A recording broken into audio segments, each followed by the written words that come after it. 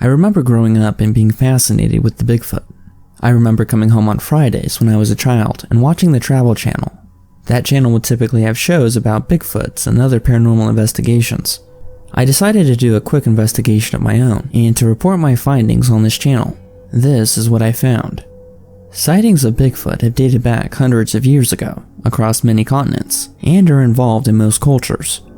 Whether you refer to it as the Bigfoot, Sasquatch, Yeti, or even the abominable snowman, there's still sightings across the world depicting a fuzzy bipedal creature. It has gotten to the point that even the FBI has begun an investigation. This is what I found. In the year 1976, the FBI started a file on the Bigfoot. That year, Director Peter Brine of the Bigfoot Information Center, Oregon, sent the FBI about 15 hairs attached to a tiny piece of skin. Brine wrote that his organization could not identify what kind of animal it came from, and was hoping that the FBI might analyze it. The FBI got back to Brine and told him that the hairs that he sent in were hairs of a deer. However, around this time came out the famous footage of the Bigfoot.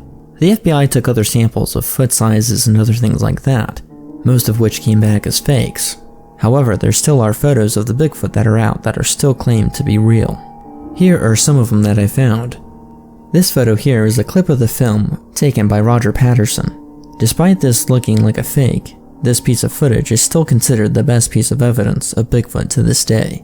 Here's another photo taken by a youth group that was camping in the Marble Mountains wilderness when the leader Jim Mills noticed a strange-looking creature sulking along the ridge nearby. He filmed it for nearly 7 minutes, making somewhat grainy footage, the longest video of an alleged Bigfoot sighting. This photo taken from the Independence Day film clearly shows an alleged adult Bigfoot walking through the woods. In 2007, a hunter, Rick Jacobs, captured some of the most famous Bigfoot images to this date, with a camera mounted to a tree in Pennsylvania. These photos are quite convincing, however, there is no definite proof that these photos are real.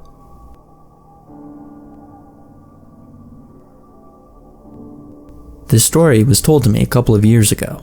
One of the managers at my work told me that he and his friends found a very seclusive area that they were able to build a cabin. The problem was that they didn't own the land that they were building on.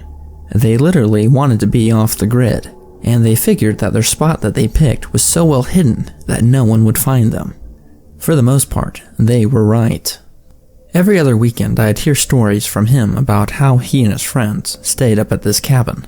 At first, it did sound like a lot of fun, however it did sound illegal, which I guess adds to the fun of it.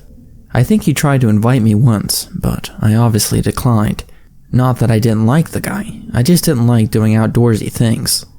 One week my manager doesn't show up. That's kinda odd. This guy's pretty straight-laced despite his extracurricular activities. The week goes by and none of us really think anything of it. The next week starts, and sure enough, my manager shows up. My manager looks pretty banged up. My manager has small bandages on his hands and face. I asked if he was okay and what had happened, but he doesn't tell me and goes on as if nothing had happened. This guy normally talks my ear off about his weekend, so this is kinda strange. Enough time passes and I guess he feels comfortable enough to talk to me about it. It was after work hours and we were at a bar. Maybe my manager had one too many, or maybe he just wanted to tell me his story. But anyways, this is his interaction with the Bigfoot. He and his friends headed out to their secret spot on Friday afternoon. They were going to stay out Friday and Saturday and come back Sunday, like they always did.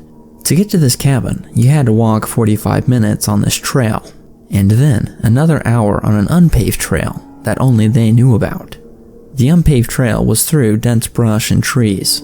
It was very difficult to navigate unless you knew where you were going. While they were walking on the unpaved trail, for some reason, they felt uneasy. It was as if someone was watching them. The group of friends then debated whether or not to continue to their cabin.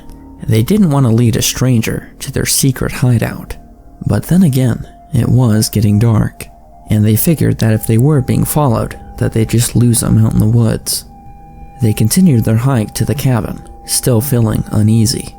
By the time that they got to the cabin, it was pretty dark out. Just to make sure that they weren't being followed, they made sure not to use any flashlights that would give away their position. This made their hike all the more terrifying. They would also periodically stop to listen to hear if anyone was following them. There was a few times that they heard rustling, but they figured it was either an animal or the wind. Right before they got to the cabin, they started hearing these weird sounds coming from the woods behind them. It sounded like muffled gruntings. This caused the group of friends to go into a sprint, and they ran the rest of the way to the cabin. Once inside, they barricaded the door and turned on all the lights. They peered through one of the windows and flashed a flashlight outside to see if they could find whatever was following them, and to their surprise, they found something. About 30 yards or so away stood a black mass. Whatever it was appeared to be 8 feet tall and had orange glowing eyes. They didn't get a great look at the creature because it hid behind a tree once they shined the flashlight. My boss and their friends then realized their mistake. They were in the middle of nowhere and they couldn't call for help. Whatever this thing was blocking their path back to the trail. In order for them to get back home, they'd have to walk past this creature. The group of friends figured that, after a night of sleep, that the creature would be gone by the morning. This would be proven to be wrong. Throughout the night, they heard loud gruntings coming just outside the cabin, and every now and then, they'd hear a loud bang coming from the door. The bangs were so loud and frequent that they thought that the door would actually cave in. By the morning, the group of friends had hardly gotten any sleep. The daytime was more calm. It seemed that whatever it was went away. They decided right then and there to call the trip early. Despite being sleep deprived, they figured that this would be the best opportunity to get back before the creature returned. They finally mustered the courage to leave the cabin and they took off down the unpaved trail. About 15 minutes into the hike back, they started hearing the grunting coming from behind them. Once they heard this, they all sprinted down the trail, causing them to get cuts and bruises from the underbrush. They were so sleep deprived and so afraid that they actually got lost a couple of times. But thankfully, they all stayed together. There were a couple of times that my boss turned around to see what was chasing them. He could never get a clear view of it, but it did appear to be some kind of ape that walked upright. Their hike back, which normally takes 2 hours, ended up being 5. The sheer panic caused them to get lost more than once. Once they made it back to the paved trail, whatever was chasing them seemed to stop. The creature acted as if it knew that these people were not supposed to be off the trail and was just enforcing its territory. Needless to say, my boss and his friends have yet to go back to their cabin. In 2005, my family took a trip to Washington to go camping. My family liked to camp since it was cheaper than staying in a hotel and we had lots of kids. This allowed us to get all of our energy out while maintaining a budget. And for the most part, we all enjoyed it. While we would camp, my siblings and I would like to go play sardines in the nearby woods. But since the woods were so dense and me and my family were not familiar with the area, one of my siblings had gotten lost. It also didn't help that it was at night.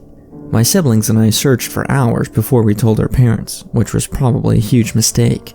Once we told our parents, we searched for another hour or 2. It was around 1 o'clock at night before we decided to stop searching. There was no way that we'd find her this late at night. My siblings and I all felt terrible. We all had felt that we basically had killed her sister. I don't remember falling asleep that night, but I do remember waking up. I went outside my tent and I heard what sounded like soft crying coming from the woods. I was still pretty sleepy and I was in a daze and I didn't know what was going on. But I was pretty astonished to see a very large figure covered in hair coming out of the woods. It was holding my sister, who was slightly sobbing.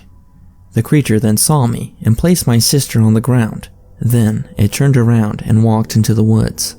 My sister came sprinting over to me and I hugged her. We then woke up my parents, who were very relieved to see my sister in one piece. My sister was 4 at the time and they kept asking her how she got back.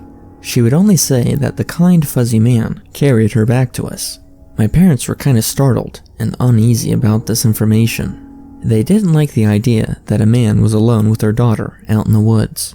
But whoever it was seemed to have saved her. I didn't tell my parents what I saw, mainly because I don't actually believe it myself. I was still pretty tired and it could have just been a hallucination. But then again, that memory always sticks with me whenever I'm out in the woods.